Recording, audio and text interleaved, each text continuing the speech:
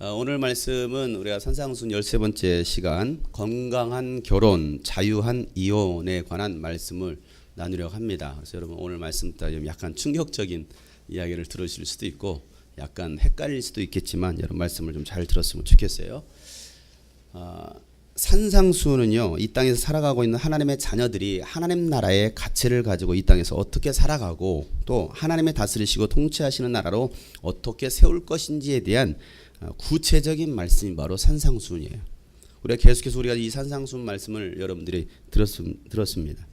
하나님의 다스림을 받아야 될 이스라엘 백성들이 하나님의 그 다스림을 받지 않고 또 언약대로 살지 않고 있었기 때문에 예수님은요, 그 하나님 나라에 합당한 삶이 무엇인지를 이 산상수훈을 통해서 자세히 말씀해 주셨습니다. 여러분, 산상수훈 말씀은요, 실현 불가능한 말씀이 아니라 꼭 그렇게 살아야 할 말씀이에요. 여러분, 이 산상수훈 마태복음 5장부터 7장에 있는 말씀 읽어보면 어떻게 이렇게 살 수 있어? 라는 생각이 들지도 모르겠습니다. 이건 천국에서나 이렇게 되는 거 아니야? 아니요. 천국에서 될 것 같으면 예수님께서 이 말씀 하시지 않죠. 너희들은 이렇게 살아야 돼 라고 말씀하시면서 이 산상수훈 말씀을 하고 계시는 거죠. 그렇기 때문에 우리 예수를 믿는 사람이라고 한다면, 적어도 기독교인이라고 한다고 한다면 이 산상수훈의 말씀대로 살아가야 된다는 거예요. 여러분, 겸손한 사람은요, 이 말씀을 듣고 찔림을 받고 회개하고 돌이킵니다. 그런데 교만한 사람은요, 예수님의 말씀을 거부하고 예수님을 죽이려고 들었어요. 예수님이 하시는 말씀마다 토를 달고 시비를 겁니다. 여러분들은 말씀을 들으실 때 하나님의 말씀으로 듣고 겸손히 순종하십니까? 아니면 여러분은 반감을 가지시고 토를 답니까? 목사님 또 나 들으라고 하시나 봐. 또 누구한테 들으셨지? 이러면 어때요? 하나님의 말씀에 대해서 반감을 가지신가요? 아니면 순종하십니까? 사람의 말로 들을 때는요, 시험에 듭니다. 그러나 하나님의 말씀으로 여러분이 듣는다면 여러분 가운데는 생명과 능력이 될 거예요. 바울은요, 이 데살로니가에 있는 성도들을 말씀으로 권면하고 격려하고 때로는요 경고를 합니다. 여러분, 그 이유가 어디 있겠습니까? 하나님의 나라와 영광에 이르게 하시는 하나님께 합당하게 살아가게 하려는 의도가 바로 이 바울의 권면과 위로와 때로는 책망 가운데 있다는 거예요. 데살로니가전서 2장 12절부터 13절에 있는 말씀인데요, 우리는 여러분을 권면하고 격려하고 경고합니다만, 이렇게 말하고 뭐하고 있어요? 권면합니다. 권면해요. 첫 번째는 권면하죠. 형제님, 이렇게 사셨으면 좋겠습니다. 이렇게 하는 것이 옳을 것 같습니다. 권면입니다. 그 다음에 격려는 뭡니까? 아니, 많이 힘드시죠? 힘내세요. 그 다음에 경고는 뭡니까? 그러면 안 되잖아! 경고예요, 경고. 그것은 여러분을 부르셔서 하나님의 나라와 영광에 이르게 하시는 하나님께 합당하게 살아가게 하려는 것입니다. 하나님 나라에 합당한 삶을 살도록 하기 위해서 뭐 했다라는 거예요? 권면하고 격려하고 경고했다라는 것입니다. 우리가 하나님께 끊임없이 감사하는 것은 여러분이 우리에게서 하나님의 말씀을 받을 때 다 같이 사람의 말로 받아들이지 아니하고 실제 그대로 하나님의 말씀으로 받아들였기 때문입니다. 이 하나님의 말씀은 또한 신도 여러분 가운데서 살아 움직이고 있습니다. 여러분, 바울의 권면과 격려와 경고에 이 데살로니가 교회 성도들은 어떻게 반응했습니까? 사람의 말로 받아들이지 않았다라는 거예요. 바울을 통해서 실제 그대로 하나님께서 말씀하시는 것으로 받아들였을 때에 그 성도들 가운데서 그 하나님의 말씀이 뭐하더라는 거예요? 살아서 움직이더라는 거예요. 실제 그대로 받아들이는 거예요. 지금도 여러분, 장용성이라는 목사의 사람의 말이 아니라 장용성 목사의 입술을 통해서 하나님께서 나에게 지금 실제 그대로 말씀하신다라고 받아들이면 이 말씀이 여러분 속에 생명과 능력이 되겠지만, 오늘 또 목사님은 또 무슨 말씀하시나? 사람의 말로 받아들인다면 아무런 능력도 일어나지 않을 거라는 거예요. 히브리서 4장 12절 말씀에 보면 하나님의 말씀은 살아있고 힘이 있다라고 말하고 있습니다. 따라서 하겠습니다. 하나님의 말씀은 살아있습니다. 그래요. 여러분, 하나님의 말씀은 살아있는데 왜 그 능력의 말씀이, 살아있는 말씀이 내 삶 속에서 역사가 일어나지 않을까요? 웃기는 얘기 아닙니까? 분명 하나님의 말씀은 살아있다라고 하는데, 이게 하나님의 말씀이라고 하는데 왜 이 살아있는 하나님의 말씀이 내 속에서는 살아 역사하지 않느냐 이거예요. 내가 그 말씀을 인정하지 않기 때문에 그래요. 오늘도 나를 통해서 그 말씀이 성취되도록 해야 되는데, 성경은 성경이고 말씀은 말씀이고 나는 나야, 이런 식으로 대하더라는 사실이죠. 그러니 하나님의 말씀은 제한당하고 우리의 삶은 달라지지 않는 거예요. 기독교인들이 그렇게 많이 있지만 왜 사회가 달라지지 않습니까? 그 말씀이 내 속에서 하나님의 말씀으로 움직이지 않더라는 사실이죠. 말씀이 능력이 없는 것이 아니라 기독교인들이 능력의 말씀을 사장시키는 거예요. 그래서 오늘날 자칭 기독교인이라고 말하는 사람들 때문에 이 비기독교인들로부터 하나님의 말씀이 무시를 당하고 있습니다. 왜 하나님의 말씀이 무시를 당해야 됩니까? 누구 때문에요? 이 말씀 분명히 능력이 있는데 기독교인이라고 말하고 있는 사람들 때문에 하나님의 말씀이 무시를 당하고 있다는 사실이에요. 여러분, 예수님의 가르침은요, 바리새인들과 율법학자들의 가르침과는 차원이 다른 권세가 있는 가르침이었습니다. 마가복음 1장 22절 말씀에 보면 사람들은 그의 가르침에 놀랍니다. 예수님의 가르침에 놀라기를 예수께서 율법학자들과는 달리 권위 있게 가르치셨다는 거예요. 여러분, 권세가 어디서 나옵니까? 말에서 나오는 것이 아니에요. 삶에서 그 권세와 권위가 나옵니까? 권위가 나오는 거예요. 여러분, 소리 지른다고 해서 이런 권세가 있는 거 아니에요. 언행일치의 권세와 능력이 있는 거예요. 아무리 내가 큰 소리 지르고 뭐 애들한테 가르친다고 야 이놈아 깨지 한다고 해서 거기에 권세와 권위가 있는 것이 절대 아니라는 사실이에요. 야고보서 2장 14절 말씀 보면 나의 형제 자매 여러분, 누가 믿음이 있다고 말하면서 행함이 없으면 무슨 소용이 있겠습니까? 그런 믿음이 그를 구원이나 할 수 있겠습니까? 라고 말하고 있어요. 어떤 믿음이? 행함이 없는 믿음이. 여러분, 행함이 없는 믿음은 자신의 영혼도 구원할 수 없다라는 거예요. 여러분의 영혼을 어떻게 구원합니까? 어떤 믿음으로 여러분의 영혼을 구원하십니까? 나 예수 믿어요. 그 믿음 가지고 여러분을 구원할 수 있을까요? 아니요. 항상 하는 얘기지만 교회 다니지만 구원받지 못할 사람들이 대부분입니다. 하나님 나라 들어가지 못할 사람들이 대부분입니다. 반드시 그리스도인의 성경적인 삶이 있어야 그 영혼도 구원할 수 있다라고 예수님 말씀하시는 거죠. 여러분, 교회에서 믿음을 말하고 은혜와 사랑을 말하지만 정작 있어야 될 것이 교회 안에 없습니다. 신기하죠? 종교적인 의식은 있습니다. 형태만 남아 있습니다. 오죽했으면 예수님께서 바리새인의 의보다도 더 낫지 않으면 너희들은 결단코 하나님 나라에 들어갈 수 없다라고 말씀하셨겠습니까? 왜 예수님께서 그런 바리새인의 의를 여러분 강조하고 있습니까? 예수님은요, 율법을 폐하러 오신 분이 아니십니다. 율법을 강화시키시고 완성하셨어요. 그림자 없는 실체는 없죠. 여러분, 그림자만 돌아다니는 거 봤어요? 실체가 있을 때 반드시 그림자가 있습니다.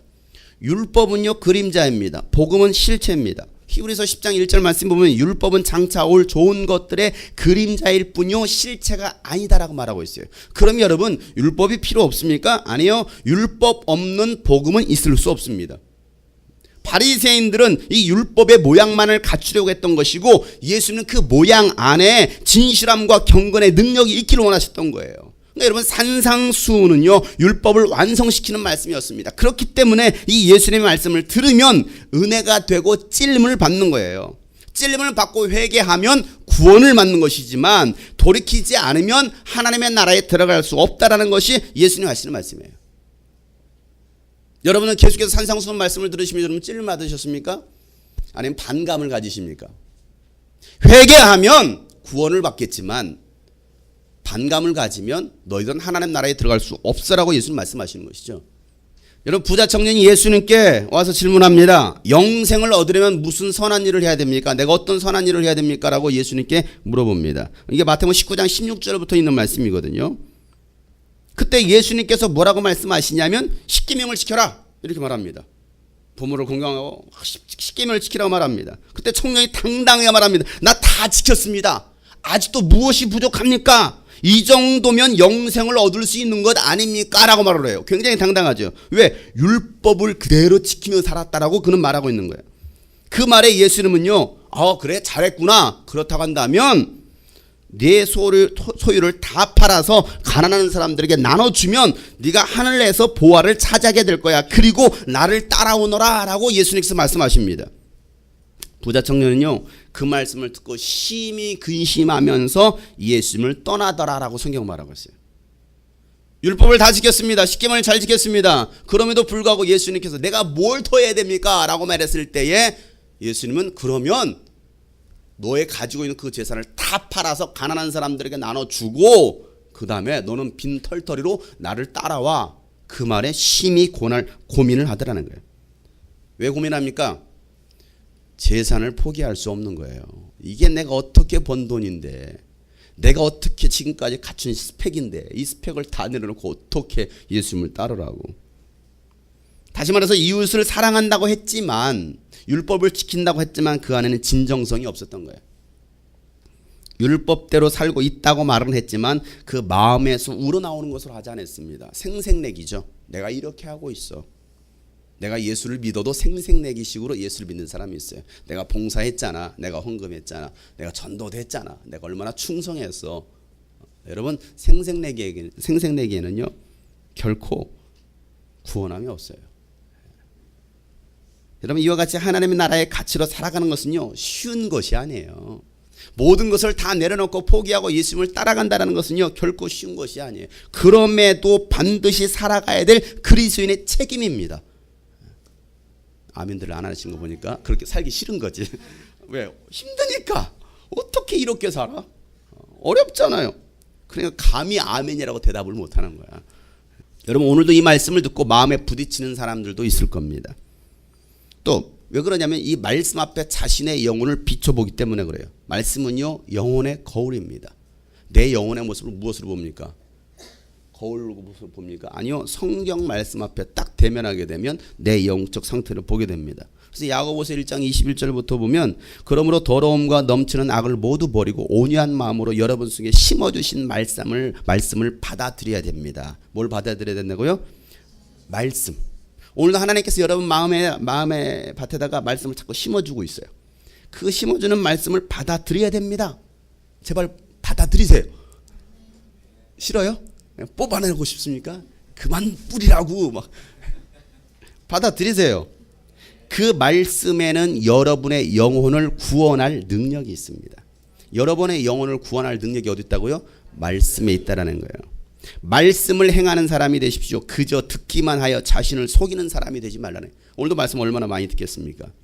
듣고 자신을 속이는 거야. 듣고 끝나는 거야. 듣고 끝나는 거야. 아는 건 너무나 많이 알아. 기가 막히게 잘 알아요. 예수 믿는 사람들은. 교회 다니는 사람 말은 정말 말빨은 죽여줍니다. 죽어도 입은 떠요. 입은 떠. 얼마나 말을 잘해. 처음 갔더니 다 입만 와 있어. 입만 아멘 하니까 입만 믿어. 근데 23절에 뭐라 말합니까? 말씀을 듣고도 행하지 않는 사람은 있는 그대로의 자기 얼굴을 거울 속으로 들여다보기만 하는 사람과 같습니다. 거울로 들여다보죠. 어머, 눈곱 꼈네? 그러고 출근해. 어머, 고춧가루. 그냥 출근하는 거지. 야, 너 눈곱 꼈어? 알아. 아침에 봤어. 근데 안 띄었어? 봤다니까. 똑같다라는 거예요. 뭐 하는 사람이? 행하지 않는 사람.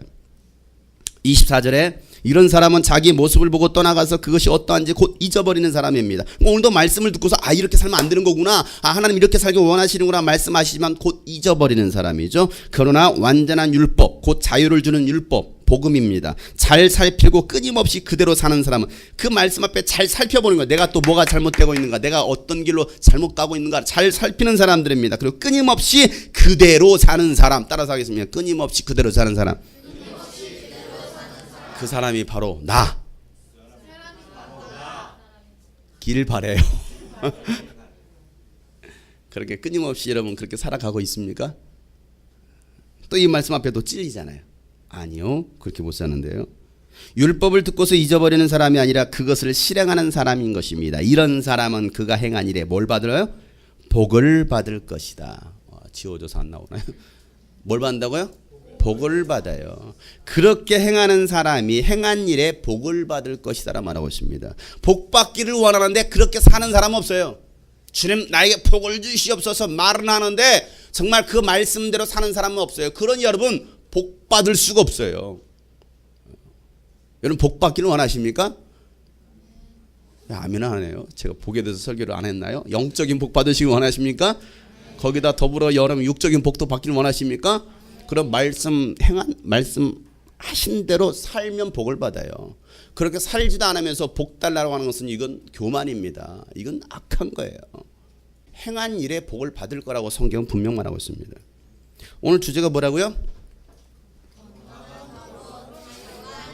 건강한 결혼, 자유한 이혼. 결혼 반대말 이혼인데 뭐가 건강한 결혼이고 또 뭐가 자유한 이혼이야. 사실은 제가 제목을 할 때 자유한 이혼 아니고 행복한 이혼 하려고 했어요. 행복한 이혼. 이혼이 정말 행복하다는 걸 말하고 싶었어요. 근데 행복한 이혼하면 저한테 굉장히 돌이 많이 날라올 것 같아서 그냥 자유한 이혼. 이게 좀 낫더라고요. 근데 제 마음은 행복한 이혼이에요. 오늘 우리 교회에서 이 주제에 대해서 관심 있는 분들이 많이 있을 겁니다. 앞으로 결혼해야 될 청년들도 많이 있고 또 이혼해야 될 사람들도 있나요? 예, 그건 오늘 말씀 듣고 알아서 판단하시면 되겠습니다. 부모님들은 자녀들을 결혼시켜야 될 것이고 또 여기는 중고등학생들도 오늘 말씀을 듣고 또 하나님께서 계획하신 결혼이 어떠한 것인지 정확히 알고 앞으로의 그 배우자를 놓고 지금부터 집중적으로 기도해야 될 거예요. 또 영혼 없는 동물들처럼 길거리의 개마냥 육체 욕정대로 만나고 사귀고 할 때가 아니라는 사실이에요. 적어도 하나님의 자녀들이라고 한다면 하나님께서 기뻐하시는 그 가정 원리, 성경적인 원리를 알고 건강한 가정을 만들어내야 됩니다. 우리 중고등학생들 알았어요? 오늘 중고등학생 말씀을 잘 들어야 돼. 또 청년들, 정욕이 불타오르는 청년들 오늘 말씀 잘 들어야 돼요.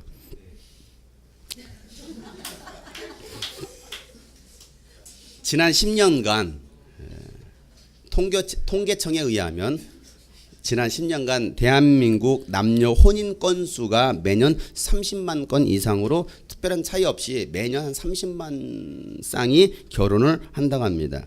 이에 반해서 지난 10년간 이혼 건수는요 평균 3쌍이 결혼할 때 1쌍이 이혼을 하고 있다는 것이 확인되었어요. 특별히 20년 이상 부부로 지내온 50대 부부의 그 황혼 이혼이 꾸준히 증가하고 있다는 그 통계청의 발표가 있었습니다. 계속해서 증가합니다. 1970년에는요 혼인수 대비 이혼율이 4%였습니다. 그런데 현재는요 36%가량으로 9배나 증가된 상태입니다. 지난 10년간 혼인 건수 대비 이혼 현황을 살펴봤더니 2004년도가 45%로 가장 높은 수치를 나타냈습니다. 그리고 지난 2013년도에는요 36%의 수치를 나타냈습니다. 이혼하는 가정들이 굉장히 많다는 것이죠. 연령별로 봤을 때 남자는 45세에서 49세에 이혼을 하고요. 여자는요 40에서 44세에 가장 많은 이혼을 했다라는 결과가 있습니다. 이 말은 40대가 위기의 가정이라는 것을 말하고 있어요. 여기 40대 이상 되신 분 계시죠? 위기의 가정입니다. 40대만 넘어가면 50대가 되면 그나마 좀 나은데 40대가 가장 위험한 위기의 가정이라는 사실이죠. 옛날에는요 결혼하면 평생을 죽으나 사나 지겨워도 참고 살아야 되는 생각을 가지고 있었는데 이제는 더 이상 참고만은 살지 않겠다는 것입니다. 여러분 왜 이렇게 이혼율이 많을까요? 뭐가 문제입니까? 50년 전하고 지금은요 가치관이 많이 달라졌기 때문에 그래요. 시대가 바뀌었습니다. 여러분 미디어의 영향도 큽니다. 방송에서 연예인들이 쉽게 이혼을 얘기합니다. 드라마에서도요 불륜과 이혼에 관한 이야기를 많이 다루고 있습니다. 그 영향을 다 받고 있습니다. 세상이 쉽게 만나고 쉽게 헤어지는 풍토로 바뀌고 있다는 사실이에요. 물론 이런 풍토가 잘못된 풍토입니다. 학생들 보면 오늘 보자마자 사랑해. 내일 헤어져. 또 모레 또 다른 남자 만나 사랑해. 오늘날 그렇게 돼가고 있어요. 여러분 무조건 이혼이 나쁘다고 말하면 안 돼요. 성경에서 이혼하지 말라고 했잖아. 그렇게 말하면 안 됩니다. 그럼 네가 살아봐. 이런 말이 나와요. 그러면 너가 한번 살아봐. 여러분 잘못된 결혼이 있기 때문에 이혼이 있는 거예요. 건강한 결혼, 하나님이 원하시는 결혼이 무엇인지 알고 결혼을 하고 아름다운 결혼 생활을 이어갈 때 가정이 행복하고 사회도 건강해지는 거예요. 하나님은요 하나님의 모양과 형상으로 인간을 만드시고 인간에게 주신 복 중에 가장 아름다운 복이 바로 가정이라는 복입니다. 창세기 2장 18절에 있는 말씀 다 같이 한번 읽어보겠습니다. 시작. 주 하나님이 말씀하셨다. 남자가 혼자 있는 것이 좋지 않으니 그를 돕는 사람 곧 그에게 알맞은 짝을 만들어 주. 예. 남자가 혼자 있는 것이 뭐하지 않았어요? 좋지가 않아. 일단 냄새나. 냄새나요. 남자 혼자 있는 집 가면 냄새나요. 그 보기에 좋지 않으셨어요. 여러분 부부는요 서로 돕는 관계이죠. 가정은 섬김의 공동체입니다. 아담에게 알맞은 짝을 만들어 주겠다라고 하시고 누구를 만들어 줍니까? 남자인 하와를 만든 게 아니에요. 여자인 하와를 만드셨습니다. 아직 결혼하지 않은 형제자매들, 여러분에게 맞는 짝이 지구상 어딘가는 반드시 있어요. 반드시 있습니다. 어디에 있는지는 몰라요. 반드시 있어요. 언제 만나느냐 그것도 몰라요.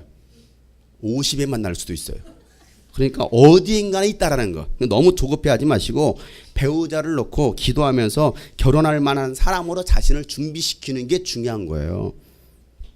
준비 안 된 사람들이 만나서 결혼하니까 문제가 발생하는 겁니다. 오늘날 사회가 문제가 바로 그겁니다. 준비 안 된 사람들끼리 만나서 후다닥 결혼하고 끝나니까 그래요. 준비는 돈을 말하는 게 아니죠. 결혼은요 돈만 가지고 하는 것이 아닙니다. 돈으로 결혼할 것 같았으면 사회 유명인사 연예인들이 돈으로 결혼했다가 왜 이유를 합니까? 돈이 결혼 생활을 유지시켜주는 것이 아니라는 사실이에요. 돈보다 더 중요한 것이 있죠. 하나님께서 아담에게 그를 돕는 아내인 하와를 만들어주시고 아내와 한 몸을 이루게 하셨습니다. 이것이 결혼이고 가정의 시작입니다. 24절 말씀, 창세기 2장 24절 말씀 다 같이 읽겠습니다. 시작. 그러므로 남자는 아버지와 어머니를 떠나 아내와 결합하여 한 몸을 이루는 것이다. 이게 이제 결혼이거든요. 이게 결혼이 성사가 되는 겁니다. 이 말씀 정말 중요한 말씀이에요. 잘 기억하세요. 결혼할 사람들, 결혼한 사람들도 여기 모두 다 들어야 될 말씀입니다. 24절 말씀 다시 한번 읽겠습니다. 시작. 그러므로 남자는 아버지와 어머니를 떠나 아내와 결합하여 한 몸을 이루는 것이다. 자, 결혼이라는 단어 한자로 결혼이라는 단어 맺을 결자와 혼이 날 혼자가 합쳐진 단어가 바로 결혼입니다. 근데 이 단어를 더 정확히 해석하면요. 혼이 날 혼자 계집여자에다가 CC자에다가 날일자가 합쳐진 단어가 혼자라는 것이죠. 이 말은 무슨 말이냐면 한 여자와 한 남자 씨가 하룻밤을 같이 보낸다라는 것이 바로 혼인이라는 거예요. 그래서 맺을 결, 무엇을 맺습니까? 부부의 연을 맺는다라는 것이 결혼이에요. 남자와 여자가 하룻밤을 보내서 맺는다. 여러분 맺을 결자는요 열매를 맺는다라는 의미도 있지만은 끝내다, 완성하다, 결론을 내린다라는 의미도 담겨져 있습니다. 그러니까 여러분 결혼이 뭡니까? 결혼은요 남자와 여자가 만나서 첫날 밤을 보내고 부부의 연을 맺어서 결혼의 열매를 맺고 처녀 총각으로서 끝을 낸다라는 의미가 담겨 있는 말이에요. 더 이상 이 사람은 처녀 총각이 아닙니다. 그게 결혼이에요. 무슨 말이 가십니까? 처녀 총각을 끝내시려면 결혼하시면 돼요. 그것이 아닌 이상은 이것은 결혼이 아니고 이게 뭡니까? 지난번에 말했던 간음이 되고 음란이 되는 것이죠. 그것뿐만이 아닙니다. 부모에게 매여있던 남자와 여자가 새로운 한 몸을 이루고 부모에게서 떠난다라는 의미가 결혼이라는 단어에 있어요. 이게 바로 성경적인 단어예요. 오늘 말씀 나눴던 이 말씀이죠. 하나는 분명히 말씀하셨습니다. 결혼은요 남자가 아버지와 어머니를 떠나서 아내와 결합해서 한 몸을 이루는 것입니다. 떠나지 않으면 결혼이 되지 않는 거예요. 하나님의 명령에도 위배되는 일입니다. 떠나지 않음으로 인해서 문제가 발생되는 것들이 한두 가지가 아니에요. 한 세 가지 됩니다. 떠나지 않는 것 때문에. 여러분 떠나지 않는 것으로 인해서 이혼까지 가는 경우도 상당히 많이 있습니다. 왜 그래요? 성경의 원리대로 가정을 만들지 않았기 때문에 그 가정에 위기가 찾아온 거예요. 부모가 자녀를 너무나 사랑하고 의지한 나머지 자녀들을 내보내지 않는 경우가 있습니다. 또 자녀가 부모를 너무나 사랑하고 섬기려는 마음으로 부모에게서 떠나지 않으려는 자녀들도 있습니다. 이게 둘 다 문제예요. 그냥 서로 마음만 받으시면 됩니다. 마음만 받는 것이 중요한 것이 떠나지 않는다면 그 가정은 언젠가 위기가 찾아오게 되어 있습니다. 제 얘기가 아니에요. 성경에서 하나님께서 말씀하시는 거예요. 여러분 부모랑 같이 살면요 며느리가 얼마나 부담되겠습니까? 내 딸처럼 여긴다고 하지만 딸은 아니에요. 솔직히 까놓고 얘기하면 딸은 아니에요. 아니 내 딸하고도 관계가 어려워지는 판에 남의 집 딸 데려다 놓고 어떻게 편하게 지낼 수 있습니까? 아니에요. 시부모 입장에서는 편할지 모르겠습니다. 왜? 어른이기 때문에. 그러나 전혀 며느리를 생각하지 않는 처사입니다. 반면에 처가살이하는 남자들도 있습니다. 아무리 편하게 한다고 하지만 장인과 장모는요 내 육신의 부모만큼 편할 수 있는 것은 아닙니다. 저도 마찬가지거든요. 저도 처갓집에 가면요 사실은 불편해요. 제가 편집하라면 돌아다니겠습니까 거기서? 아들이라며. 자 아들입니다. 자마성마 왜 이러나? 아들이 될 수 없어요. 아무리 편하다 하지만 내 육신의 부모만큼은 그렇게 편한 관계는 될 수 없습니다. 서로가 불편할 수밖에 없습니다. 내색하기 그래서 그냥 참고 지내는 것이지 그러다가 폭발하면 끝장으로 가는 거예요. 우리 최영희 자매님 아들 진호가 결혼하거들랑 사랑한다고 데리고 있지 마세요. 내보내세요. 아무리 며느리 예쁘다고 데리고 있지 마시고 서로 괴롭습니다. 그러다가 사랑과 전쟁 2탄을 찍어야 될지도 몰라요. 결혼하지 않은 청년들 잘 기억하세요. 남자가 마마보이인지 여자가 파파걸인지 잘 보고 결혼해야 됩니다. 마마보이 파파걸도 정상적인 결혼 생활 할 수 없습니다. 무슨 일만 있으면 남자가 엄마한테 물어봐야 돼. 엄마한테. 모든 걸 다 엄마한테 물어본대. 엄마한테 물어봐야 돼. 주권은 다 엄마에게 있어요. 그게 무슨 남자야. 이런 사람들은요 인격적으로 성숙하지 못한 사람들입니다. 결혼하면 안 될 사람들이에요. 절대 결혼하면 안 됩니다. 성숙한 인격을 가진 다음에 결혼해야 돼. 마마보이 파파걸 조심해야 됩니다. 결혼은요 남자와 여자가 하는 것이지 남자와 남자가 여자와 여자가 하는 것이 아니에요. 동성애는요 병입니다. 오늘 주보에도 이제 그런 내용이 실렸었죠. 지난 6월 달에 고등학생들 연합고사에 이 동성애를 조장하는 그런 시험 문제가 출제가 되었습니다. 이건 전국 연합고사였습니다. 동성애를 인정하자라는 것이죠. 지금 교육감들이 선출되기를 지금 좀 이상한 부류로 지금 선출돼 가지고 지금 사회 전체적인 분위기가 이상하게 흘러가고 있습니다. 여러분 동성애는요 병입니다. 병이라는 것을 자각하고 치료를 해야 되지 성전환 수술하는 것이 아니에요. 성전환 수술했다고 남자가 여자가 됩니까? 모형은 그렇게 갖출지 모르겠네요. 그러나 남자는 남자이고 여자는 여자인 것이죠. 하나님께서 가장 싫어하는 것은 하나님의 자연의 법칙, 성경의 원리에서 벗어나는 것입니다. 이것을 죄라고 말씀하고 있습니다. 동성애는요 이미 성경의 6천년 역사 속에서도 이미 있었습니다. 창세기 19장에 하나님은요 성적으로 문란하고 동성애로 타락했던 그 소돔과 고모라 땅을 불과 유황으로 심판하셨습니다. 동성애는 성소수자로 인정할 차원의 것이 아니라는 사실이에요. 소수자가 아니라 치료가 필요한 사람이에요. 근데 그걸 인정하려고 하지 않습니다. 환경에 의해서 그런 동성애적인 성향이 드러날 수 있어요. 환경에 의해서. 제가 환경이 어땠느냐. 6형제 했잖아요. 아들 셋, 딸 셋이었습니다. 그런데 형들은 이미 다 도시로 공부하러 나갔고 집에 남은 게 아버지하고 할머니하고 어머니하고 누나하고 여동생이었어요. 아버지 말씀 없으신 분이십니다. 대화 한 번 없는 그런 관계. 그러니까 제가 누구하고 대화하겠습니까? 엄마하고 할머니하고 누나들하고 여동생하고. 그러니까 놀아도 누구하고 놀아요? 누나들하고 여동생하고 놀아요. 그러니까 뭐하고 놀겠어요? 고무줄 놀이하고 놀았습니다. 고무줄 놀이. 이게 너무나 편한 거예요. 제가 여자입니까? 아니에요. 고무줄 놀이하는 게 편하고요. 인형 옷 입히기 놀이하는 게 편하고요. 소꿉 놀이하는 게 너무나 좋았어요. 이게 너무나 편한 거예요. 그러길 언제까지요? 중학교 때까지. 그러니까 남자들하고 어울리는 게 더 어색한 거예요. 여자들하고 지내는 게 훨씬 편해요. 그러면 제가 동성애자인가요? 왜? 환경에 의해서 그렇게 만들어지더라는. 그리고 제가 갔던 것이 뭐 피아노 학원. 피아노가 수은 여자들밖에 없잖아요. 그러니까 이게 나도 모르게 성향이 더군다나 우울질에다 내성적인 사람이 여자들 틈에서 자라다 보니까 성향이 여성 쪽으로 바뀌더라는 것이죠. 고등학교 때 은혜 받고 나서 조금 바꿨어요. 남성화 시키기 위해서. 그런데도 여전히 지금도 저에게는요 남자들과 대면하는 것보다 여자들하고 대면하는 게 훨씬 편합니다. 제가 동성애자인가요? 그걸 잘 이해하셔야 됩니다. 환경에 의해서 동성애적인 성향으로 갈 수 있다는 사실이에요. 하나님은요 남자와 여자가 만나서 결혼할 것을 말씀하십니다. 그런데 어떤 남자와 어떤 여자입니까? 잘생긴 남자, 예쁜 여자, 돈 많은 남자, 섹시한 여자. 아니죠. 하나님을 믿는 남자와 여자입니다. 창세기 6장 2절 말씀에 보면 하나님의 아들이 사람의 딸들의 아름다움을 보고서 저마다 자기 마음에 드는 여자를 아내로 삼았다라 말하고 있습니다. 하나님의 사람들이 사람의 딸들의 무엇을 보고요? 아름다운 미모를 보고서. 남자들은요 미모를 봅니다. 미모. 다른 건 다 필요 없고 미모. 얼마나 이쁘냐. 나이든 70 먹은 할아버지도 얼마나 이쁘냐, 이쁜 여자 지나가면 이렇게 봅니다. 애들도 이쁜 여자 보면 이렇게 봅니다. 남자는 다 똑같아요. 애나 어린이나 똑같습니다. 이쁘면 다 돼요.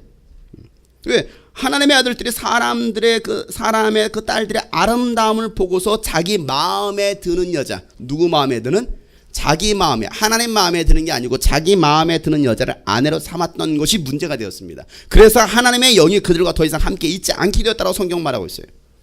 고린도후서 6장 14절 말씀 보면 믿지 않는 사람들과는 멍에를 함께 매지 말라라는 말씀이 있습니다. 믿지 않는 사람과 함께 멍에도 매지 말라라는 거예요. 이 경고죠. 정의와 불의가 빛과 어둠이 어떻게 하나가 될 수 있고 사귈 수 있겠느냐는 거예요. 사귈 수 없다예요. 없다. 사귈 수 없다. 믿는 자와 믿지 않는 자는 절대 한 몸을 이룰 수 없다라는 거예요. 사귈 수 없다라는 거예요. 여러분, 성경이 할 수 없다고 말한 것을 여러분의 믿음으로 할 수 있다고 바꾸지 마세요. 여러분의 믿음입니까? 할 수 있거니 무슨 말이야. 믿는 자에게 능치 못할 일이 없느냐. 그런 똥꼬진 믿음 다 갖다 버리세요. 그건 믿음이 아니에요. 쓸데없는 일에 열정과 시간과 돈 낭비하지 마시고 시간이 걸리더라도 하나님의 때를 기다리는 청년들 되길 바랍니다. 이게 중요한 거지. 결혼은요, 일륜지대사라는 말을 합니다. 두 인격체가 만나고 두 가정이 만나는 인간에게서 가장 큰 일 중에 하나이죠. 상대방 배우자하고만 만나는 게 아니에요. 그 가정과도 만납니다. 그렇기 때문에 결혼하기 전은 반드시 국가정보요원들을 풀어가지고 상대방의 가정사도 다 조사해 봐야 돼요. 왜? 이 사람이 어떤 사람인지, 저 가정이 어떤 가정인지. 요즘 여러분 학력 위조까지 하면서 사기 결혼하는 사람들 많이 있습니다. 변호사 행세해요. 의사 행세합니다. 가끔 여자는 스튜어디스 행세도 합니다. 사기치는 사람들 굉장히 많아요. 간혹 가다가 신학생, 목회자라고 하면서 믿음 좋고 예쁜 자매들을 접근해서 사기치는 그런 신종 사기꾼들이 있어요. 어디 안에요? 교회 안에. 이거는 교회 안에 추수꾼만 있는 것이 아니라 사기꾼들도 많이 들어옵니다. 잘 보세요. 누가 사기꾼인가.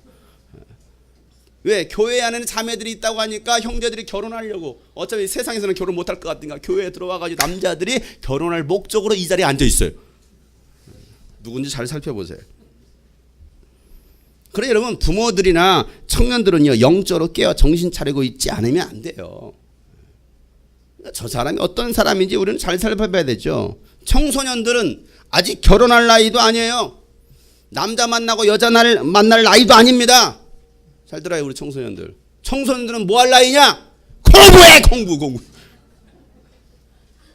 공부할 나이야, 공부할 나이. 미래를 준비할 나이지. 그리고 뭐 할 나이냐?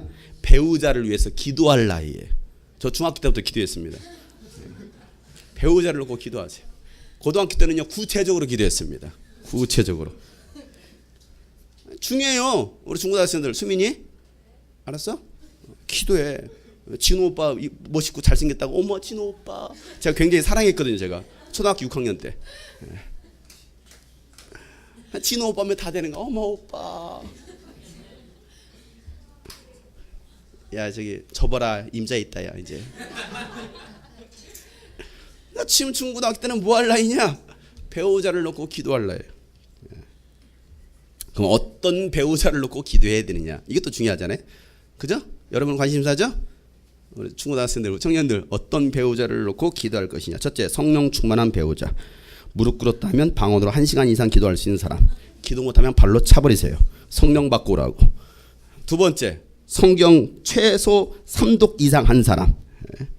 적어도 3독 이상은 성경을 읽어야죠. 왜? 하나님 말씀도 모르는 사람 만나면요, 그 사람 하나님도 떠날 수도 있습니다. 그 사람도 버림받을 수 있습니다. 세 번째, 11조 생활 철저히 하는 사람. 11조 생활 할 정도면 이 사람은요, 재정 관리가 되는 사람이에요. 이런 사람은요, 절대 아내 굶어 죽이지 않습니다. 남자는요, 처자식을 먹여 살릴 사람이에요. 이것이 남자의 책임감이에요. 책임감 없는 남자는요, 만나질 말아야 돼요. 이건 잘 명심하세요. 넷째, 나보다도 예수님을 더 사랑하는 사람을 만나면 그 사람은 절대 나를 버리지 않습니다.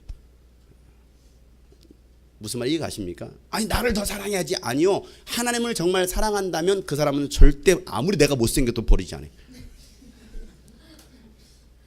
왜 저를 보고 있습니까? 다섯 번째, 비전이 같은 사람을 만나면 평생 하나님의 나라를 함께 세워갈 수가 있습니다. 이런 기준이 되지 않는다면 더 기도하면서 기다려야 돼요. 물론 나도 그런 기준의 사람이 되도록 만들어야 되겠죠. 이 5가지 기준을 말했더니 지금 한숨 쉬는 청년들이 몇 명 있네요. 난 결혼 못하겠다. 빙고. 결혼하면 안 됩니다. 이런 사람들은 절대 결혼하면 안 돼요. 결혼 못할 사람들 많아요. 지금 우리 청년들. 결혼을 하고 싶겠지 생각을 접으세요. 아무것도 준비가 안 되어 있는데 무슨 결혼이에요? 그러다 또 어떤 사고 치려고. 이는 결혼에 대해서 바울은요 고린도전서 7장 전체를 할애하면서 결혼에 대해서 얘기합니다. 1절부터 40절까지 말씀이에요. 자, 1절 다 같이 읽겠습니다. 여러분이 적어 보낸 문제를 두고 말하겠습니다. 남자는 여자를 가까이 하지 않는 것이 좋습니다. 바울이 뭐라 합니까? 남자는 여자를 뭐 하지 않는 게 좋다라는 거예요? 가까이 하지 않는 게 좋아요. 그러니까 옛날에는 우리 남자 여자 따로 구분져 가지고 예배당도요. 이쪽은 남자, 이쪽은 여자. 지금 막 섞여 앉았어. 이렇게 섞여 앉았어. 그러다 보니까 막 전기 올라요. 정말 찌리찌리. 문제가 발생해요. 남자는 여자를 가까이 하지 않는 게 좋다. 왜? 남자는요 여자에 약하기 때문에 그래요. 여자의 향기에 약합니다. 남자는요 여자에 약해요. 그 이유는요 지난번 가늠돼서 말할 때 이미 말씀을 드렸습니다. 남자는요 음행의 유혹에 빠지기 쉽기 때문에 남자는 그래서 저마다 자기 아내를 두고 여자도 자기 남편을 두라는 거예요. 2절 말씀 나같이 그러나 음행에 빠질 유혹 때문에 남자는 저마다 자기 아내를 두고 여자도 저마다 자기 남편을 두더라. 그리고 남편은요 아내에게 남편으로서의 의무를 다하고 아내도 남편에게 아내로서의 의무를 다해야 된다는 말하고 있습니다. 3절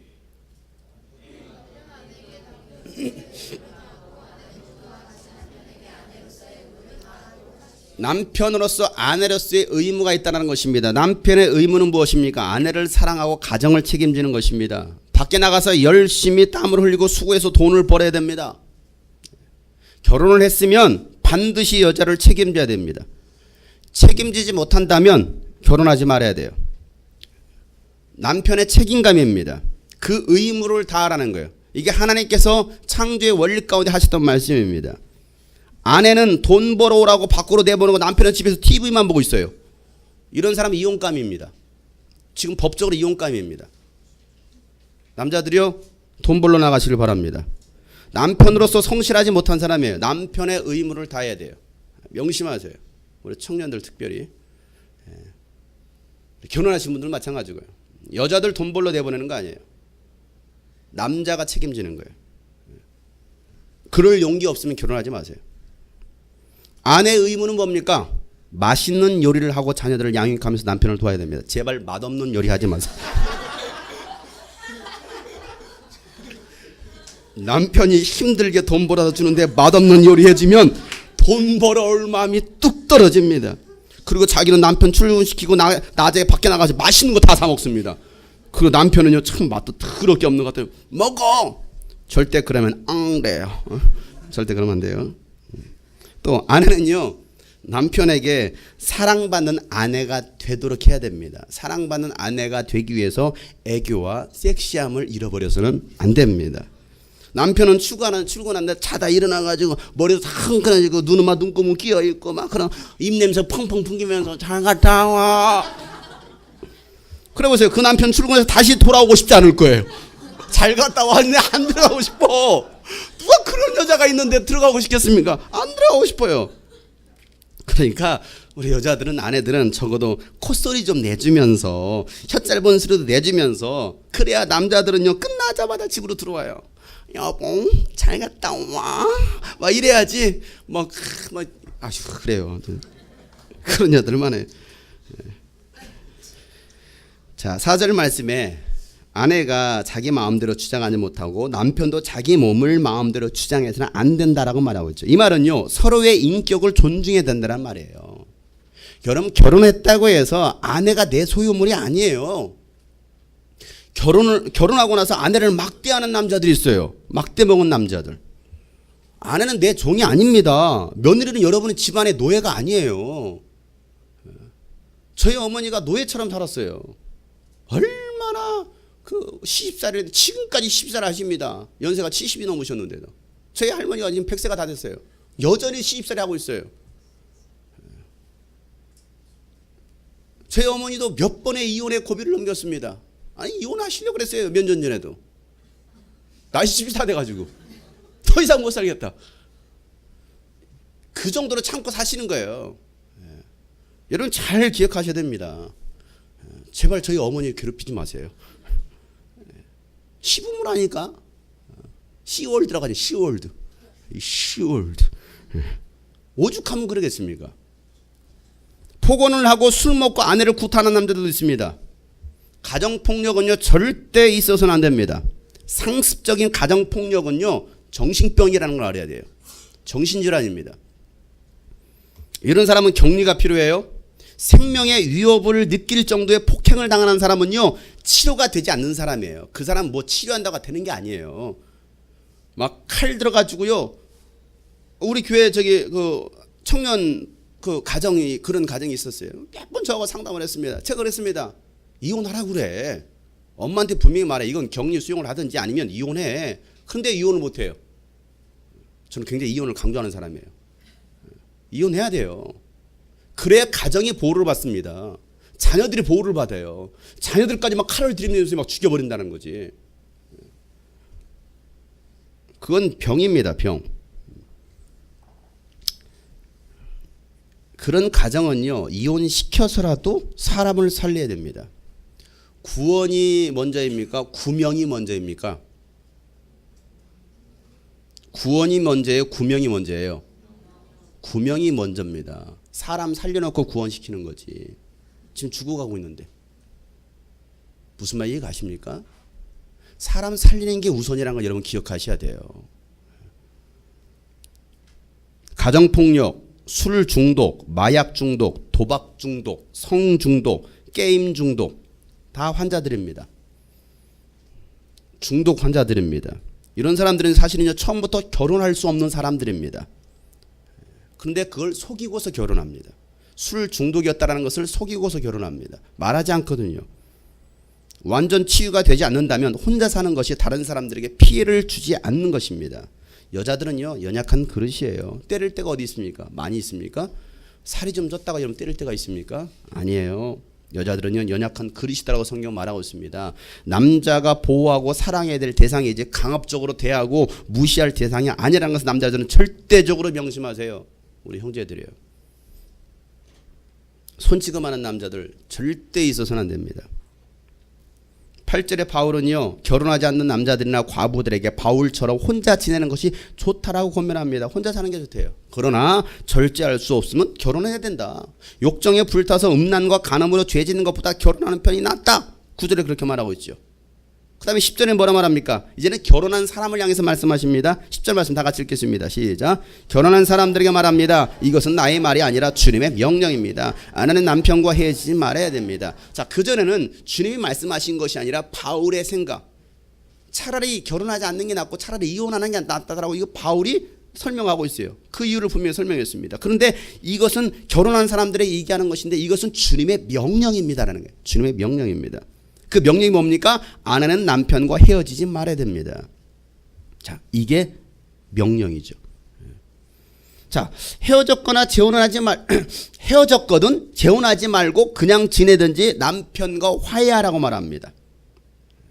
왜 그러냐면 재혼하면요 똑같은 문제로 인해서 고통을 당할 수 있기 때문에 재혼하지 않는 것이 낫다라는 거예요. 이게 사람 심리가요. 아유, 다시는 저런 사람 만나지 말아야지. 그러는데요, 신기하게요. 그런 사람 또 만납니다. 그러니까 재혼하지 않는 게 낫다라는 거예요.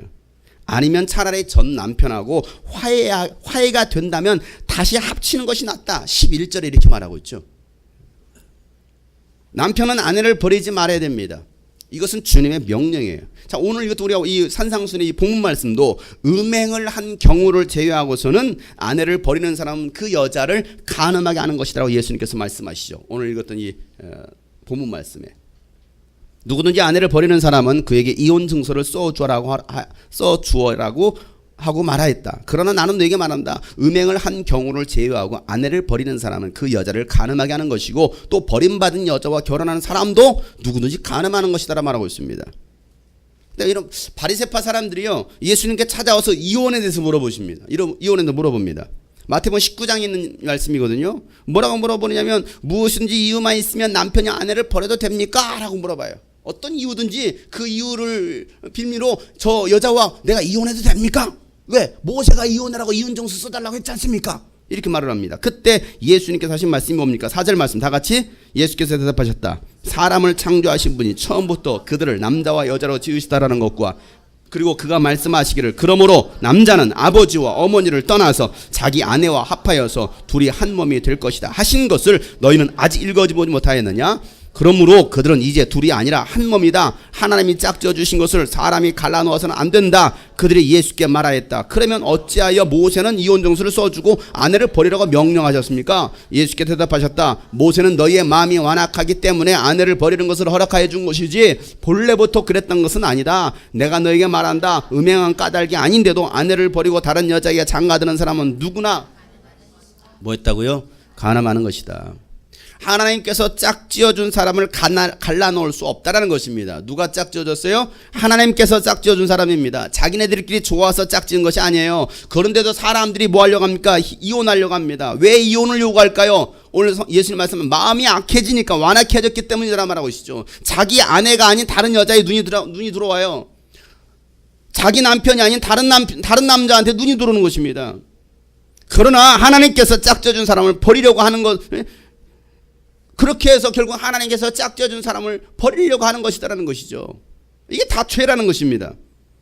하나님은요 절대 아내를 배신하지 말라요. 남편을 배신하지 말라요. 말라기 2장에도 이렇게 말합니다. 14절부터 16절. 그러면 너희는 오히려 무슨 까닭으로 이러십니까 하고 묻는다. 그 까닭은 내가 젊은 날에 만나서 결혼한 너희 아내를 뭐 했어요? 배신했기 때문에 그렇다. 조강지처를 배신하는 거죠. 주님께서 이 일의 증인이시기 때문이다. 주님은 다 보셨다라는 거예요. 그 여자는 너의 뭐예요? 동반자요. 동반자예요. 너의 인생의 동반자다. 내가 성실하게 살겠다고 언약을 맺고 맞아들인 아내인데도 내가 아내를 배신하였다. 한 분이신 하나님이 네 아내를 만들지 아니하셨느냐? 육체와 영이 둘 다 하나님의 것이다. 한 분이신 하나님의 경건한 자손을 원하시는 것이 아니겠느냐? 너희는 명심하여서 젊어서 결혼한 너의 아내를 뭐하지 말라? 배신하지 마라. 나는 이혼하는 것을 미워한다. 주 이스라엘 하나님이 말한다. 아내를 학대하는 것도 나는 미워한다. 나 망군의 주가 말한다. 그러면 너희는 명심해 아내를 배신하지 말라는 거예요. 아내를 학대하는 것도 하나님은 미워하십니다. 결혼할 때는 서약을 합니다. 평생 아내를 사랑하면서 동반자로 성실하게 살겠다라고 서약을 합니다. 그런데 그 서약을 지키지 않는 거예요. 결혼식 할 때 마음으로 살지 않는 것이죠. 하나님은 하나님께서 짝져준 사람과 이혼하는 것을 원치 않을 뿐더러 아내를 학대하는 것은 더 미워하신다라고 말씀하십니다. 아내를 배신하는 사람은요 하나님께서 그냥 놔두시지 않습니다.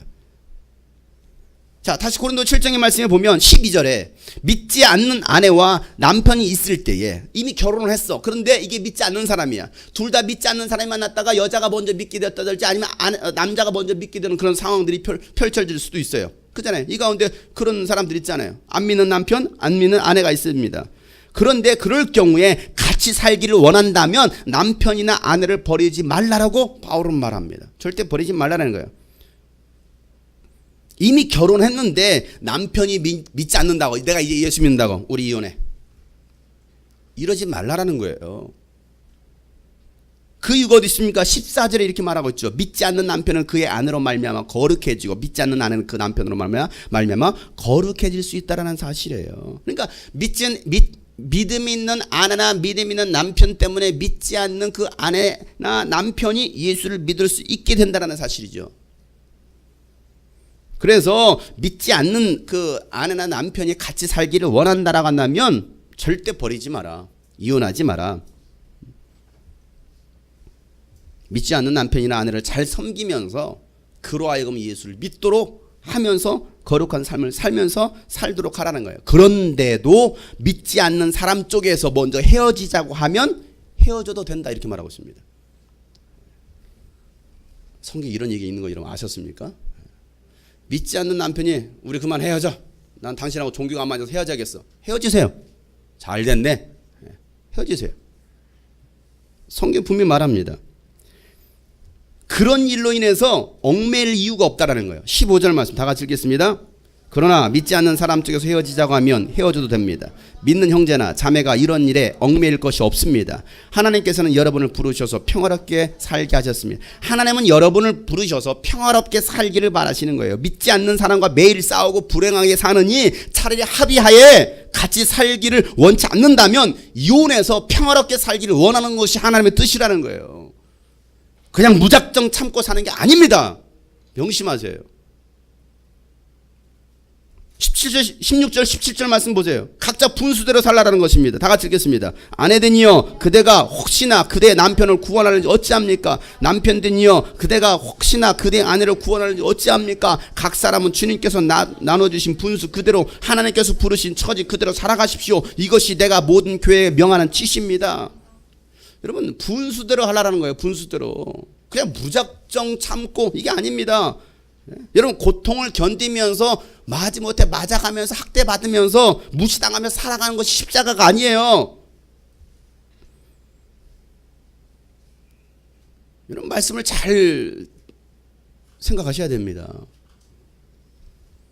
그러니까 이혼까지 가지 않도록 서로를 존중하면서 서로 맞춰가면서 살아가는 것이 하나님께서 원하시는 방법인 거예요. 그래서 바울은요, 이왕이면 혼자 사는 게 낫다. 혼자 사는 것을 적극 추천합니다. 독신 27절.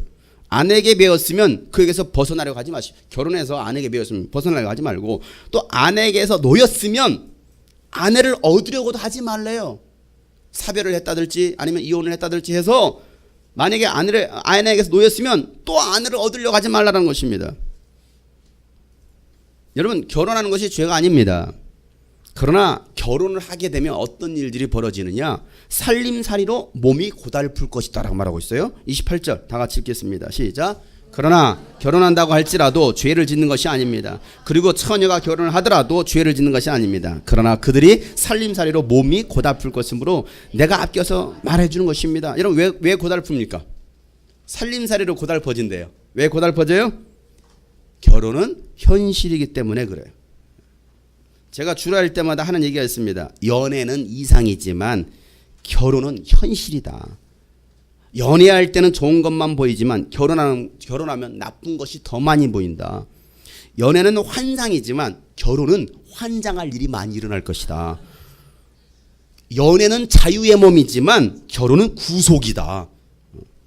그래도 결혼하시겠습니까? 네! 신랑 신부 다 서역합니다. 그래도 결혼하겠습니다. 내 아내를 평생 검은 머리가 팥불이 될 때까지 내 아내를 사랑하며 섬길 것이며 말은 그렇게 해놓고서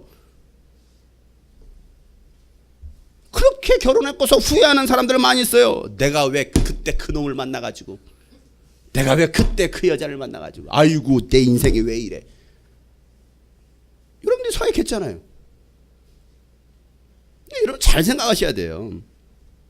결혼하면 혼자 몸이 아니기 때문에 남자는 어떻게 하면 아내를 기쁘게 할까, 또 세상 일에 마음을 쓰게 되어 있습니다. 아내는 어떻게 하면 남편을 기쁘게 할까 하면서도 하나님보다도 남편과 아내에게 마음을 더 쏟습니다. 청년 때는요 청년 때는요 그렇게 열정적으로 하나님을 사랑하고 하나님에 충성했던 사람들이 애인만 생기면, 남자친구 여자친구만 생기면 하나님과 멀어집니다. 결혼하면 더 멀어집니다. 신기한 일이죠? 왜 그럴까요? 더 하나님을 사랑하면 좋을 텐데, 더 하나님께 충성하면 좋을 텐데 신기하게 연애만 하면 하나님과 멀어져요. 교회와 멀어집니다. 그리고 여자와 더 가까워집니다. 남자와 가까워져요. 결혼해보세요. 교회도 떠납니다. 자, 32절 34절 다 같이 읽겠습니다. 시작. 나는 여러분이 염려 없이 살기를 바랍니다. 결혼하지 않은 남자는 어떻게 하면 주님을 기쁘게 해드릴 수 있을까 하고 주님의 이름에 마음을 씁니다. 그러나 결혼한 남자는 어떻게 하면 자기 아내를 기쁘게 할 수 있을까 하고 세상일에 마음을 쓰게 되므로 마음이 나뉘어 있습니다. 결혼하지 않은 여자나 처녀는 몸과 영을 거룩하게 하려고 주님의 일에 마음을 쓰지만 결혼한 여자는 어떻게 하면 남편을 기쁘게 할 수 있을까 하고 세상 일에 마음을 씁니다. 마음이 나뉘는 거예요. 마음이 빼앗깁니다. 거기다가 여자가 아기까지 낳아보세요. 그때 여자는요 기도 생활 힘들어지죠. 예배 생활 됩니까? 안 됩니다. 산후 우울증. 또 남편은 옆에서 계속 치근덕거리죠. 귀찮죠. 애 키울라 남편은 여기서 또 막 그러고 있죠. 스트레스 받아요. 신앙이고 가정이고 뭐 다 무너집니다. 그런 사람들 많아요. 결혼해서 애 낳고 나서. 그때 자매들이 하는 생각이 무슨 생각합니까? 내가 왜 결혼했지? 이 생각합니다. 내가 이렇게 살려고 결혼했나? 차라리 혼자 살 걸. 이런 생각들 안 해보셨나요? 결혼하신 분들. 솔직히 얘기해보세요. 남편이 있다고 손 못 들지 마시고. 솔직히 해보세요. 했어요? 안 했어요? 가증스러우신 분들. 위선자들. 아닌 것처럼. 나는 아니에요. 아니요. 남자들한테 물어보셨어요. 후회 안 합니까? 대답도 안 해요. 저한테 물어보세요. 네. 지금 후회하고 있다는 소리가 아니고 그럴 때가 있었다 이거죠. 나도 밑바닥을 치면 내가 왜 결혼했지? 내가 왜 저 여자를 만났지? 내가 왜 저 남자를 만났지? 이 생각이 들어온다 이 말이에요. 오늘 또 저녁밥도 못 먹겠네. 오늘 말씀 잘 오해하지 말고 잘 이해하셔야 됩니다. 여러분 제가 이혼을 조장하는 게 아니에요. 결혼을 방해하는 게 아닙니다. 니들 절대 결혼하지 마라. 평생 혼자 살아라. 내가 결혼해 보니까 이게 못할 짓이다. 지금 제가 이 얘기하는 게 아니죠. 여러분에게 더 유익이 되길 원하는 마음입니다. 바울도 그런 말하고 35절에 내가 이 말하는 것은 여러분을 유익하게 하려고 그런 것이지 여러분에게 올가미를 씌우려고 그런 것이 아닙니다. 오히려 여러분이 품있게 살면서 마음에 헷갈림이 없이 오직 주님만을 섬기게 하려는 의도로 이 말을 하고 있다라고 말하고 있는 것이죠. 여러분 오늘 이 말씀을 나누는 것은요. 더 이상 정말 아픈 가정이 나오지 않길 바라는 마음에서입니다. 그리고 실수를 줄이자라는 거예요. 왜? 우리 교회 가족들 가운데도 이미 깨어져 버린 가정들이 많습니다. 그런 깨어진 가정에서 상처를 받는 아이들이 얼마나 많은지 몰라요. 더 이상 이런 가정 만들지 말라라는 거예요. 하나님은 믿음의 사람들이 행복한 가정을 이루며 살기를 바라십니다. 하나님은 가정을 깨뜨리시는 분이 아니십니다. 마귀는요 여러분의 가정을 깨뜨립니다. 가정 파탄을 일으킵니다. 사회 전체적인 분위기를 마귀가 끌어가고 있습니다. 문화와 타락이 가정의 타락으로까지 깊이 스며들었어요. 죄가 죄로 여겨지지 않는 시대가 되었습니다. 결혼도 쉽게 합니다. 이혼도 쉽게 하는 세상이 되어버렸습니다. 이미 하나님의 법에서 떠났기 때문에 그래요. 결혼은 하나님께서 인간에게 내리신 소중한 복입니다. 아름다운 가정을 이루면서 서로의 인격을 존중해야 되는데 절대 내 소유가 아닌데 여러분 인격을 존중하지 않는다면 결혼 약속을 깨뜨리는 거예요. 상대방의 인격이 무시당해서는 절대 안 됩니다. 그런 실수를 범해요. 간혹가다 저도 그런 실수를 범하기도 합니다. 자존심이라 남자의 자존심, 여자의 자존심, 자존심 개도 안 물어갑니다. 그 자존심 때문에 아내가 죽임을 당해요. 자살합니다. 남편이 바람 피우는 거예요. 왜? 잘못된 결혼 생활 때문에 그래요. 이 가운데도 있습니다. 삶의 방식이 전혀 다른 사람들이 만나서 믿음과 사랑과 소망 안에서 하나님의 나라 가치로 하나님의 다스리신 가정을 만들어가는 것이 결혼 생활이라는 것을 여러분 기억하세요. 내 육신의 만족을 위해서 사는 것이 여러분 결혼 생활이 아닙니다. 여자는 노예가 아니에요. 또 남자가 짐꾼이 아니에요. 100점짜리 남자, 100점짜리 여자를 기대하지 마세요. 50과 50이 만나서 100을 이루는 것이 결혼입니다. 서로를 이해하고 사랑하고 존중하면서 섬기면서 서로의 필요를 채워줄 때 그 가정은요 행복해지는 거예요. 오늘날 가정이 너무나 많이 무너졌습니다. 갈수록 사랑은 악해져 가고 있습니다. 도덕과 윤리 기준도 무시되고 있습니다. 건강한 가정을 찾아보기가 어렵습니다. 가정이 건강할 때 사회도 건강해질 수 있는데 이미 이 사회는 병들어 버렸어요. 기준이 없어요. 기준이 없어요. 다시 하나님 말씀으로 돌아가야 됩니다. 하나님이 기뻐하시는 가정을 세워야 됩니다. 여러분 교회마저 무너져버리면 이 주님이 꿈꾸신 교회마저 무너져버리면 대한민국은 더 이상 소망이 없는 거예요. 월드컵이 소망입니까? 16강 진출이 소망입니까? 아니에요. 복음으로 돌아가야 되는 거예요. 성경의 원리로 돌아가야 되는 것입니다. 가정을 살려내야 됩니다. 이곳에 있는 이 가정만이라도 여러분의 가정만이라도 여러분 살릴 수 있기를 바랍니다. 오늘 말씀을 잘 기억하세요. 아무렇게나 결혼하지도 말고 아무렇게나 결혼 생활도 하지도 마시고 쉽게 이혼하지도 마시고 이혼하더라도 자유함이 있고 행복한 이혼이 돼야 됩니다. 여러분의 자유를 주는 거예요. 오늘 말씀 듣고서 또 우리 갑시다. 법원으로 갑시다. 그럴 사람도 있을지도 모르겠습니다. 합의하에 합의하에. 저 지금 농담을 하는 얘기 아니에요. 진심으로 하는 얘기입니다. 진심으로. 그러나 여러분 이겨낼 수 있다고 한다면 혼자 사시는 것이 더 아름답고요. 이왕이면 잘 서로 섬기면서 마음을 모아서 함께 아름다운 가정을 만들어 가시기를 바랍니다. 자유함 가운데 하나님을 사랑하고 섬길 수 있어야 됩니다. 또한 하나님의 그 아름다운 그 믿음의 가정이 되어서 하나님을 사랑하고 또 하나님만을 섬길 수 있는 그런 귀한 축복의 가정들이 우리 교회에 있기를 주님으로 축복합니다. 가정이 회복돼야 되겠습니다. 또 상한 가정이 치유돼야 되겠습니다. 하나님의 나라를 세울 수 있는 그런 많은 가정들이 우리 교회 가운데 있기를 소망합니다. 오늘 말씀 가지고 여러분 기도하실 때 오늘 말씀도 굉장히 여러분 마음 무거울 것입니다. 좋은 사람들 한 270명이 되는데 결단하세요. 이혼을 결단하시든지 독신으로 살기를 결단하시든지 행복한 가정이 되기로 결단하시든지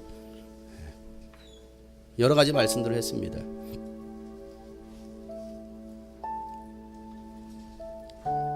절대 저 웃자고 한 얘기 아닙니다. 가정은 정말 소중합니다. 저희 집이 이혼의 위기를 겪었기 때문에 그래요. 저희 집이. 제가 저희 부모를 봐왔기 때문에 이런 말도 합니다. 하나님은 여러분의 가정이 정말 행복하기를 원하십니다. 남자는 아버지와 어머니를 떠나서 여자와 한 몸을 이루고 그리고 하나님의 나라를 세우는 것이 가정이라고 말하고 있습니다. 이게 결혼이에요. 우리 교회 행복한 아내가 많이 나왔으면 좋겠습니다. 행복한 남편도 나왔으면 좋겠고요. 그 행복한 아내와 남편 사이에 행복한 자녀들도 많이 나왔으면 좋겠습니다. 부모 때문에 우는 자녀들 많아요. 우리 교회 이혼한 가정 많이 있습니다. 버림받은 가정도 있습니다. 사랑에 메말라 있어요. 부모의 사랑에 메말라 있어요. 부모의 사랑에 메말라 있다 보니까 저에게 사랑을 더 요구하기도 합니다. 목사님이 더 사랑해줬으면, 목사님이 나의 아빠가 되었으면 좋겠어. 목사님이 나의 엄마는 아니죠. 그것도 이해를 합니다. 왜? 너무 아픈 가정들이 많기 때문에 그래요. 오늘 말씀 여러분 사람의 말로 듣지 마시고 하나님의 음성으로 들으시면서 하나님 아름다운 가정을 만들기 원합니다. 주님께서 디자인하셨던 그런 가정 정말 행복한 가정이 되기 원합니다. 또 결혼할 사람들은 하나님 정말 내가 그런 배우자를 만나기 원합니다. 그래서 정말 주님이 원하시는 그런 행복한 가정을 만들어가기 원합니다. 오늘 말씀 붙들고 한번 진실하게 고백하면서 또 결단하시면서 또 마음을 모으시면서 기도했으면 좋겠다. 다 같이 기도하도록 하겠습니다. 하나님 아버지, 사랑은 언제나 오래 참고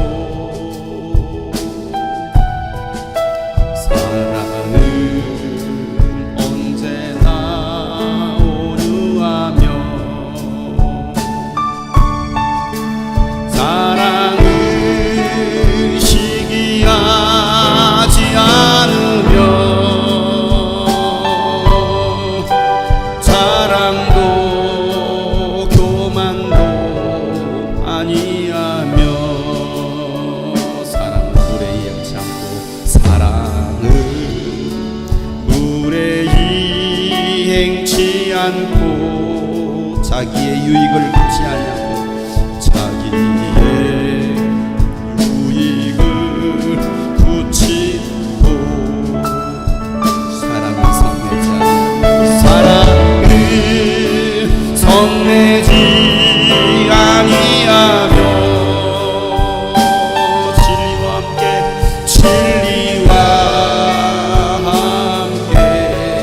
기뻐하네.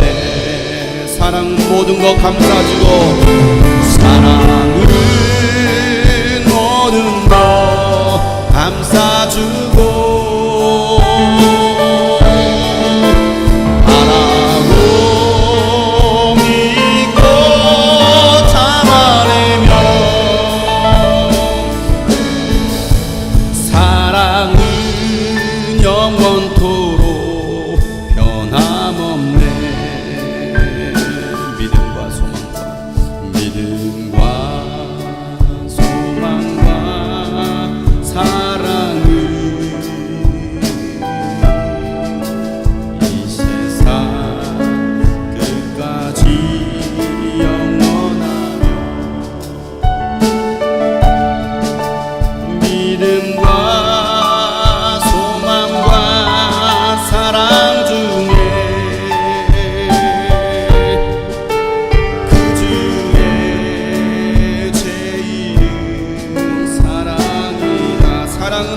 감싸주고 사랑은 모든 것 감싸주고 바라고 믿고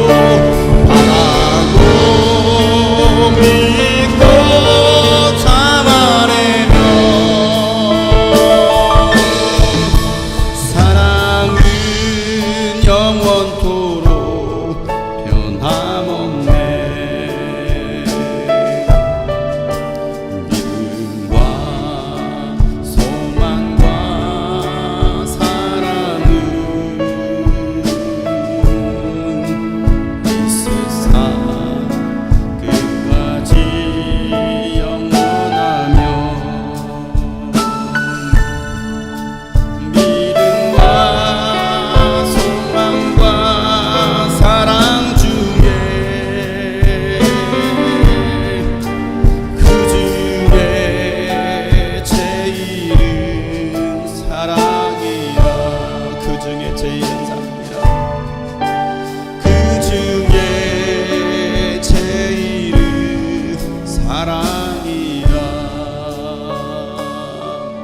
이른 아침에 잠에서 깨어 너를 바라볼 수 있다면 물 한 개 피는 강가에 서서 작은 미소로 너를 부르리 하루를 살아도 행복할 수 있다면 나는 그 길을 택하고 싶다 세상이 우리를 힘들게 하여도 우리들은 변하지 않아 너를 사랑하기에 저 하늘 끝에 마지막 남은 전설 하나로 오래 두어도 진정 변하지 않는 사랑으로 남게 해주 다같이 이른 아침에 잠에서 깨어 너를 바라볼 수 있다면 물 한 개 피는 강가에 서서 작은 미소로 너를 부르리 아플 때보다 내가 아파할 때가 내가 늘 철들게 했고 너의 사랑 앞에 너의 사랑 나의 옷을 벗었다 나의 옷을 벗었다 거짓의 옷을 벗어버렸다 너를 사랑하기에 저 하늘 끝에 마지막 남은 진실 하나로 오래 두어도 진정 변하지 않는 사랑으로 남게 해주오 너를 사랑하기에 너를 옆에 사람 보면서 아내를 보면서 남편을 보면서 부모를 보면서 자녀를 보면서 마지막 남은 한실 하나로 오래 두어도 진정 변하지 않는 사랑으로 남게 다시 한번 너를 사랑하기에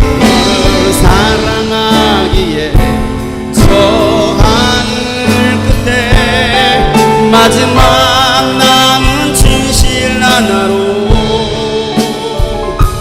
오래 두어도 진정 변하지 않는 사랑으로 남게 해주오 오래 두어도 오래 진정 변하지 않는 사랑으로 남게 해주오. 사랑으로 함께 해주오. 사랑으로 함께 해주오. 옆에 사람 보면서 사랑하겠습니다. 더 많이 섬기겠습니다. 참 은혜로운 복음성가였어요. 예수님 자리를 수료하고 바로 하경삼을 신청했습니다. 저는 처음에 신청할 때 마음은 하나님께서 나를 통하신 계획들을 알기를 원했습니다. 주님, 내 인생을 향한 하나님의 뜻은 무엇이세요? 라는 질문으로 시작한 것입니다. 그런데 첫날부터 그것은 잘못된 질문이었음을 알게 되었습니다. 내 인생을 향한 하나님의 뜻이 아닌 하나님의 뜻이 무엇인지를 물어봐야 하는 것이었습니다. 처음 시작은 내가 기준이었다며 하경삼이 끝나고 나누는 내 인생이 아닌 하나님께 초점을 맞추게 되었습니다. 하경삼을 시작할 때는 너무 재밌었습니다. 서로 간에 많은 나눔들도 재미있고 목사님과 더 많은 대화를 해서 좋았습니다. 또 내 주위에서 일하시는 하나님을 찾고 하나님은 다른 어떤 것보다 나와 관계를 맺기를 원하신다는 것이 정말 실질적으로 다가왔습니다. 특히 양육 과정 중에 가장 기억에 남는 것은 하나님과 산책하는 것이었습니다. 하나님과 걸으면서 대화를 30분 넘게 한 것은 저는 처음이었습니다. 5분 정도는 정말 어색했던 것 같은데 시간이 지나면 지날수록 더 깊은 대화를 나눌 수 있었고 하나님께 찬양을 불러드릴 만큼 진심으로 하나님을 찬양하게 되었습니다. 이 과정을 통해서 하나님과의 관계가 깊어지고 하경삼이 끝나고도 자주 하나님과 데이트를 해야겠다고 생각했습니다. 예전처럼 남을 통하여서 만나는 하나님이 아니라 내가 부딪히고 느끼고 찾는 하나님이, 내가 만난 하나님을 또 나누니 정말 깨어있는 기분이었습니다. 그러나 그것이 12주 내내 이어가지는 않았습니다.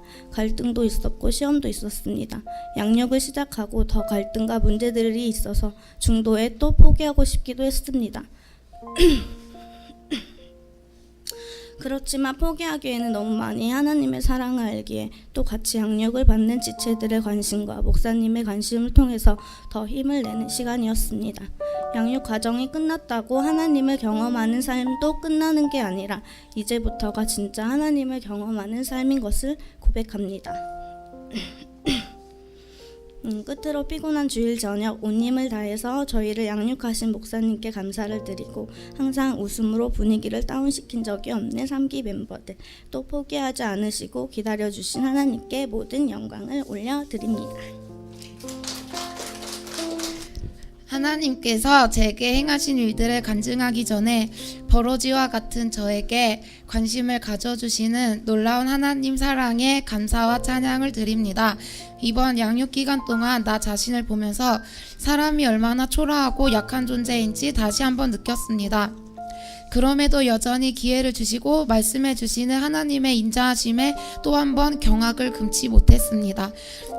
하경삼의 시작부터 끝까지 저의 모든 과정은 이스라엘 선교와 연결되었습니다. 시작할 즈음 이스라엘 선교를 가야겠다는 마음이 들었었는데 선교 비용을 어떻게 마련할 것인지 문제로 끝나는 날까지도 씨름했습니다. 이스라엘에 가겠다고 말은 해놨는데 돈이 있기는커녕 직장에 들어가 돈을 벌 수 있는 상황도 아니어서 그저 동서남북 사방이 막혀있는 기분이었습니다. 이성적으로 판단했을 때 불가능했고 골치 아팠던 이 일을 포기해버리고 싶을 때도 많이 있었지만 꼭 하경삼을 하고 나면 또 기도를 하고 나면 다시 용기를 가지게 되었습니다. 하나님의 관심은 이스라엘에 가냐 마느냐, 돈을 마련하느냐 못하느냐에 있지 않고 이 문제들을 가지고 씨름하는 과정 가운데 내가 어떤 부분을 깨닫고 고치는 것, 하나님과 더 가까워지고 풍성한 삶을 누리는 것, 하나님의 나라가 나에게 임하는 것에 관심이 있다고 깨닫게 하셨습니다. 한 가지 계속적으로 감동이 왔던 것은 나의 재정 관리가 올바르지 않다는 것이었습니다. 그렇게 사치스럽게 살진 않았지만 재정의 주인이 하나님이 아니었음은 사실입니다. 지금도 옛날 버릇을 고치기가 어렵고 재정의 주권이 하나님께 있다는 것이 어떻게 사는 건지 감이 잘 안 오긴 하지만 계속적으로 이 부분을 가지고 씨름하겠습니다. 현재 이스라엘 선교 비용이 제가 생각지 못한 방법으로 거의 채워졌습니다. 누군가의 헌신이 있어서 가능했던 채워주심에 하나님께도 사람에게도 면목이 없고 부끄러운 마음이 큽니다. 눈에 보이지 않아서 믿지 못하고 조마조마하면서 스스로 뭔가 해보겠다고 발버둥 쳐봐도 풀리지 않아서 마음은 점점 피폐해져 갔던 날들 그 과정을 통해서 하나님께서 요구하셨던 것은 하나님 말씀을 신뢰하고 하나님만을 의지하는 순수한 믿음이었습니다. 그 믿음으로 더욱 한 발자국 나아가는 시간을 허락해 주신 하나님과 나 자신과의 믿음 싸움으로 지쳐있을 때 힘이 되어주신 많은 분들께 감사를 드립니다. 마지막으로 오글거려도 명언을 하나 하겠습니다. 동서남북 사방이 다 막히면 감사하라. 비로소 하늘만 볼 수 있게 되었으니